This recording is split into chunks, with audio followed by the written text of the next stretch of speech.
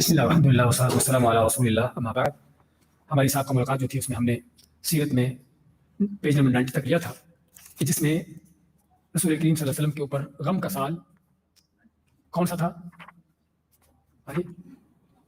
کہ جس سال آپ کے چچا ابو طالب اور آپ کی زوجہ مطہرہ سیدہ خدیجہ رضی اللہ تعالیٰ عنہا فوت ہوتی ہیں۔ اسے عام الحزن کا نام دیا جاتا ہے، جو نبوت کا 10واں سال ہے، نبوت کا 10واں سال۔ اس کے بعد جو ہے مکہ والوں کی آپ صلی اللہ علیہ وسلم کے ساتھ مخالفتیں اذیتیں اور بڑھ جاتی ہیں، کیونکہ ایک بہت بڑی اللہ نے آپ کو جو سیکورٹی دے رکھی تھی، پروٹیکشن دے رکھی تھی، کس کے ذریعے سے؟ آپ کے چچا کے ذریعے سے۔ اگرچہ مسلمان نہیں تھے لیکن چونکہ مکہ کے سرکردہ لوگوں میں سے تھے اور مکہ کے لوگ ان کا بہت احترام کرتے تھے، تو اس وجہ سے کافر جو ہیں آپ کے دشمن ان کی کوشش کرنے کے باوجود بھی آپ تک نہ پہنچ پاتے تھے۔ کوئی شک نہیں کہ ابو طالب کی آپ کے لیے بہت بڑی خدمت رہی ہے اس لحاظ سے آپ کو دفاع کرنے کے وجہ۔ تو جب یہ فوت ہو جاتے ہیں تو اس کے بعد اب کافروں کے لیے اللہ کا ڈر خوف تو پہلے ہی نہیں تھا، اب دنیاوی لحاظ سے بھی آپ کے لیے جو ایک سہارا تھا وہ ٹوٹ گیا، اب کافروں کے لیے آپ کو اذیتیں دینے کے لیے کوئی رکاوٹ نہیں تھی، اس لیے ان کی اذیتیں اور بڑھ جاتی ہیں۔ تو اس حالت میں آپ نے پھر سوچا کہ مکہ سے باہر جا کر دیکھا جائے کہ شاید کوئی دوسرے لوگ اس دین کو قبول کریں، اور مکہ کے سب سے قریب ترین علاقہ جو طائف کا ہے، قدیم زمانہ سے لے کر آج بھی طائف سب سے قریب ترین ہے، اور یہ پہاڑی علاقہ ہے کہ جہاں پر 3 بھائی تھے جو طائف کے مختلف علاقوں کے سردار تھے، 3 بھائی تھے جو علاقے کے مختلف علاقوں کے سردار تھے۔ تو آپ اپنے غلام زید بن حارثہ رضی اللہ تعالیٰ عنہ جو آپ کے آزاد کردہ غلام تھے ان کو ساتھ لیتے ہیں اور طائف کی طرف نکل پڑتے ہیں۔ تو مختصر واقعہ یہ ہے کہ آپ جا کر پہلے سردار کو ملتے ہیں، جا کے اسلام پیش کرتے ہیں، اس نے کوئی بات نہ مانی، دوسرے کو جا کے ملتے ہیں، اس کو دعوت دی، اس نے بھی آپ کی کوئی بات نہ مانی، اور تیسرے کو جب ملے تو اس نے بات ماننا تو دور کی بات بلکہ آپ کو دھمکیاں دیں اور فوری طور پر طائف سے نکلنے کا حکم دیا، اور وہاں کے جو اوباش قسم کے نفنگے طرح کے لوگ تھے ان کو آپ کے خلاف کھڑا کیا، جو آپ پر آوازیں کستے رہے، گالیاں دیتے رہے اور آپ پر پتھر برساتے رہے۔ تو اس حالت میں آپ طائف سے نکلتے ہیں کہ پتھر آپ کو پڑ رہے ہیں، حضرات فرماتے ہیں کہ آپ کا جوتا خون سے تر ہو چکا تھا، یعنی صرف یہ نہیں کہ پتھر لگا ہے اور صرف چوٹ لگی ہے معمولی، بلکہ خون بھی نکلا ہے، خون بہا ہے کہ جو جوتوں تک پہنچا ہے۔ اور کس کام کے لیے؟ ذرا تھوڑا سا رکیے اور سوچیے کہ پتھر کس لیے کھائے جا رہے ہیں، کیا مقصد ہے، کیا مفاد ہے، کیا لینا ہے ان لوگوں سے؟ یہ صرف اللہ کے دین کی دعوت ہے کہ نبی کریم صلی اللہ علیہ وسلم اس انداز سے گالی گلوچ ہو رہی ہے، طعن و تشنیع ہو رہی ہے، آپ کو دھکے دے کر نکالا جا رہا ہے، آپ کی توہین کی جا رہی ہے، پتھر مارے جا رہے ہیں، لہو لہار کیا جا رہا ہے، صرف اور صرف کس کی خاطر؟ دین کی دعوت کی خاطر۔ تو کبھی ہم بھی ذرا سوچیں، ابھی ہم تھوڑی دیر پہلے پڑھ رہے تھے پہلے عقیدہ کے اندر کہ آپ نے جنتی گروہ جو ہے اس کی کیا صفت بیان کی؟ ہاں کیا صفت تھی اس کی؟ ما انا علیہ واصحابی، کہ جو میرا اور میرے صحابہ کا رستہ ہے۔ تو آپ کے صحابہ کا رستہ صرف نماز کے اندر نہیں ہے کہ ٹکا کے رفع دین کریں، کس کے ہاتھ باندھیں سینے پر اور کوئی توحید کے نعرے لگانے، بس وہ آپ کے صحابہ کا رستہ وہ پورے کا پورے دین میں ہے، اور جس میں سب سے پہلے بلکہ دین کی دعوت ہے، کہ جس کے اندر دین کی دعوت کا کوئی جذبہ تو کیا بلکہ اس کی سوچ و فکر ہی نہیں ہے کہ یہ بھی میرے دین کا کوئی حصہ ہے۔ اس کو سوچنے کی ضرورت ہے کہ وہ کس دین پر چل رہا ہے، وہ کون سے دین پر ہے، کہ نبی کریم صلی اللہ علیہ وسلم اس دین کی خاطر، اس دعوت کی خاطر پتھر کھا رہے ہیں، مارے کھا رہے ہیں، گالیاں کھا رہے ہیں، اور ہمیں کبھی اس کی سوچ فکر بھی نہ ہو۔ تو خیر ایک لمحہ فکر تھا ہمارے لیے۔ تو آپ اس حالت میں، اس قسم پرسی کی حالت، اور یہاں پر ہمیں ایک اور بہت بڑا عقیدے کا سبق ملتا ہے۔ وہ سبق کیا ہے؟ کہ آپ صلی اللہ علیہ وسلم نبیوں کے سردار ہیں، جہانوں کے امام ہیں، اللہ کے بندوں میں، اللہ کی مخلوقات میں سب سے اعلیٰ مقام ہے اللہ کے ہاں کا، جس کو ہم کہتے ہیں کہ اللہ کے بڑے چہتے ہیں۔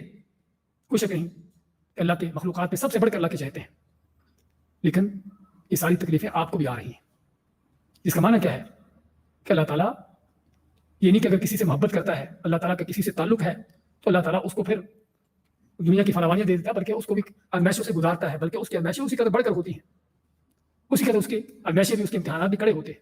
ایک تو یہ سبق ملا، اور دوسرا یہ بھی پتہ چلا کہ رسول کریم صلی اللہ علیہ وسلم نہ مشکل کشا ہے، نہ حاجت روا ہے، نہ کوئی اوروں سے تو کیا اپنے بھی نقصانات کو اپنے سے روک نہیں سکتے۔ ہاں یہ لوگ آپ کو دھکے دے کر نکالنے والے، آپ ان کا کیا بگاڑ سکے؟ آپ کو پتھر مارنے والے، لہو لہان کرنے والے، آپ کو گالیاں دینے والے، آپ اپنے آپ کو بچا سکے ان سے؟ نہیں بچا سکے۔ تو جو آپ سے پھر مدد طلب کرتے ہیں اور آپ کو سمجھتے ہیں کہ آپ جو چاہیں کر سکتے ہیں، ان کو اس طرح کی واقعات سنتے ہوئے، پڑھتے ہوئے سوچنے کی ضرورت ہے۔ تو خیر بات کر رہے تھے اس قسم پرسی کی حالت میں آپ मक्का ताइफ से निकले 3 मील का फासला चलते हुए कर लिया और आपको पता भी नहीं चला। और वाकई इंसान बाद औक़ात ऐसी कैफियत में होता है कि उसको हर चीज़ भूल जाती है। तो यहाँ पर भी वो कैफियत थी कि गम की, परेशानी की ये कैफियत। इसी कैफियत में चलते चलते हत्ता कि आप ताइफ के इलाके में ही कुछ आगे चलकर एक बाग था जहाँ पर पहुँचे। और जहाँ पर पहुँचे तो ये बाग था किनका? मक्का के सरदार थे उत्बा इब्न शैबा और रबिया इब्न शैबा। उत्बा और रबिया दोनों भाई थे, शैबा के बेटे, अपने उत्बा और शैबा रबिया के बेटे। तो दोनों वहाँ पर पहुँचे, इनके बाग में पहुँचे। तो बाग में पहुँचकर बाग में दाखिल हुए और बाग की दीवार के साथ टेक लगा के बैठ गए। और इस हालत में वो दुआ पढ़ते हैं जिसको दुआ उल मुस्तज़अफ़ीन कहा जाता है कि कमज़ोरों की दुआ। वो दुआ क्या है? अल्लाहुम्मा इलैका अश्कू ज़अफ़ क़ुव्वती, अल्लाह मैं तेरे सामने ही अपनी कमज़ोरी का उसकी शिकायत करता हूँ। वक़िल्लत हियलती, और मेरा जो हीला वसीला नहीं है, कम है उसका। वहवानी अलन नास, और लोगों पर जो मेरी यानी कि मेरा कम होना, मेरा जो घटिया होना, मेरी बेकदरी होना लोगों के यहाँ। या अरहमुर राहिमीन अंत रब्बुल मुस्तज़अफ़ीन, ऐसा सबसे बढ़कर रहम करने वाले तू ही है जो कमज़ोरों का रब है। और अंत रब्बी, मेरा भी रब है। इला मन तकिलुनी, तू मुझे किसके हवाले करता है, किसके हवाले छोड़ता है?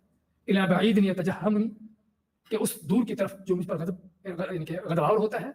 अमा इला अदुव्विन मल्लकतहु अमरी, या किसी दुश्मन की तरफ के जिसके हाथ में मेरा तूने मामला दे दिया है। इल्लम यकुन बिका अलैहि गज़बुन फला उबाली, अगर तेरा मुझ पर कोई गज़ब नहीं है, तो मुझ पर नाराज़ नहीं है, तो मुझे इन चीज़ों की परवाह नहीं जो मेरे साथ हो रहा है। वलाकिन आफ़ियतुक या औसअ ली, लेकिन तेरी आफ़ियत जो है, तेरी तरफ से आफ़ियत का हासिल हो जाना, ये वो ज़्यादा मेरे लिए वसी है। आऊज़ु बिनूरि वजहिक लज़ी अशरक़त लहु ज़ुलुमात, कि तेरे चेहरे के नूर से, उसके ज़रिए से पनाह मांगता हूँ कि जिससे सारे अंधेरे रोशन हैं। और सालुह अलैहि अम्र दुनिया वल आखिरा, और जिससे दुनिया और आखिरत के सारे अमूर से होते हैं। मिन अयंज़िल बिका गज़बुक, अयंज़िल बि गज़बुक, कि मुझ पर तेरा कोई गज़ब नाज़िल हो। और यहिल्ल अलैहि सख़त, या मेरे पर तेरा कोई अताब नाज़िल हो। लकल उतबा हत्ता तर्दा वला हौला वला कुव्वता इल्ला बिल्लाह, कि तेरा ही यानी कि तेरी ही रज़ा मतलूब है यहाँ तक कि तो खुश हो जाए, और तेरे सिवा कोई कुव्वत और ज़ोर नहीं है। ये वो दुआ पढ़ते हैं। इस दुआ के अल्फाज ही हमको क्या बना देते हैं कि आप सल्लल्लाहु अलैहि वसल्लम किस परेशानी की, किस गम की हालत में है, किस कमज़ोरी की हालत में है। तो आप बैठ जाते हैं दीवार के साथ टेक लगा के, और ये रबिया के बेटे जो है उत्बा शैबा आपको देख रहे हैं। आपको पहचान लिया, दूर बैठे हैं, पहचान लिया कि मोहम्मद सल्लल्लाहु, और काफिर थे। तो क्या करते हैं, अपने गुलाम को भेजते हैं, अंगूरों का गुच्छा देकर के जाओ आपको दे। तो गुलाम आपके पास वो गुच्छा लेकर आता है। तो आपने अंगूरों का गुच्छा लिया और बिस्मिल्लाह पढ़ के खाना शुरू किया। जब आपने बिस्मिल्लाह पढ़ी तो ये गुलाम बड़ा हैरान हुआ, क्योंकि पहली बार देख रहा था इस इलाके में कोई बिस्मिल्लाह पढ़ के खा रहा है। तो आपसे पूछा, आपने उसका नाम पूछा कि तुम कौन हो। तो पहले बल्कि उसने आपसे पूछा कि आप कौन है। आप मैं कि मैं अल्लाह का नबी हूँ, मैं अल्लाह का नबी हूँ। तो फिर उससे पूछा कि तुम कौन हो। तो उसने बताया कि मेरा नाम उदास है और मैं नसरानी हूँ, ईसाई हूँ। उसने कहा कि मैं नसरानी हूँ। पूछा कहाँ से हो। उसने कहा नैनवा से हूँ। नैनवा कहाँ पर है? इराक के शिमाल में, इराक के शिमाल मगरब में मोसल का जो शहर मारूफ है उसके करीब ही बाबिल नैनवा पुराने शहर है, और आज भी शहर मौजूद है। तो आज मैं कि तुम मेरे भाई यूनुस के शहर के हो। अब ये चूंकि ईसाई था, यूनुस अलैहिस्सलाम को जानता था, तो कहने लगे कि तुम यूनुस अलैहिस्सलाम को जानते, यूनुस बिन मत्ता। अब मैं कि हाँ, वो मेरे भाई हैं। फिर अब मैं कि मैं अल्लाह का नबी हूँ। तो खैर उसने फिर क्या किया, इस गुलाम ने आपको चूमना शुरू कर दिया। अब ये दोनों काफिर बैठे आपको देख रहे थे, गुलाम को भी देख रहे थे। और जब गुलाम को देखा आपको चूमते हुए, तो ये कहने लगे कि ये गुलाम भी बिगड़ गया, इसके साथ हो गया, इस पर भी जादू चल गया। तो खैर ये थी आपकी कैफियत। उसके बाद आप वहाँ से चलते हैं इसी गम की हालत में, हत्ता कि कर्नुल मनाजिल, जो ताइफ से जाते हुए आपकी मिकात है। ताइफ से जाते हुए आपके दो रास्ते हैं, एक मैदानी रास्ता है, एक पहाड़ी रास्ता है। मैदानी रास्ते में सैर कबीर नाम की मिकात आती है, जहाँ पर अमूमन लोग एहराम बांधते हैं। लेकिन असल मिकात जो है वो कर्नुल मनाजिल है। कर्नुल मनाजिल जो पहाड़ी रास्ते में है। तो वहाँ पर पहुँचे आप, तो आपके पास जिब्राइल अलैहिस्सलाम आते हैं और मानते कि मेरे साथ अल्लाह ने फरिश्ता भेजा है जो पहाड़ों पर मुकर्रर है, और इसको भेजा है कि अगर आप हुक्म दें तो इन काफिरों को दो पहाड़ों के अंदर रखकर पीस दें। लेकिन आपने क्या फरमाया कि नहीं, मैं नहीं चाहता कि ऐसा हो। अगर ये नहीं तो इनकी पुश्तों से, इनकी नस्लों से कोई ऐसे लोग निकलें कि जो अल्लाह का नाम लेने वाले हो।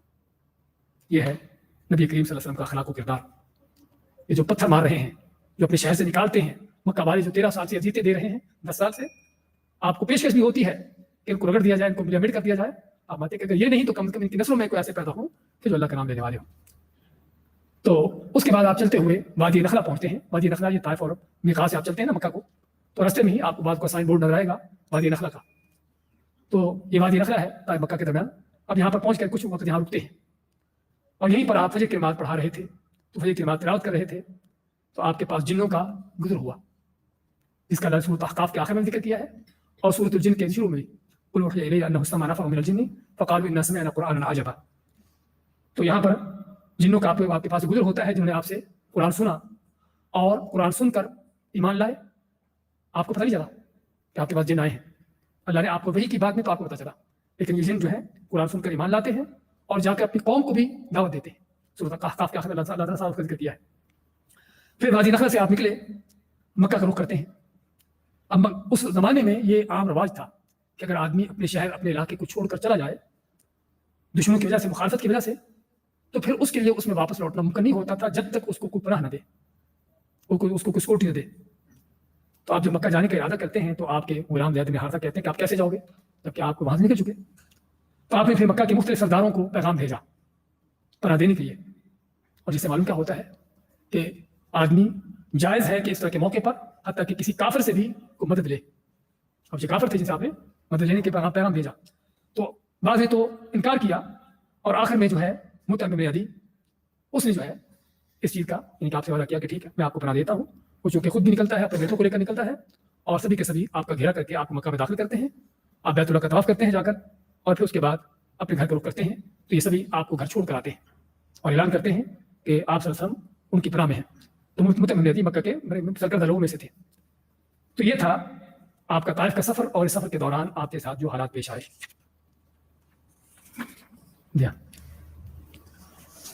बाकी टाइम तो बीच में बाकी है, थोड़ा और लेते हैं। इसी तरह मजीद काफिरों के साथ अब जारी बात है।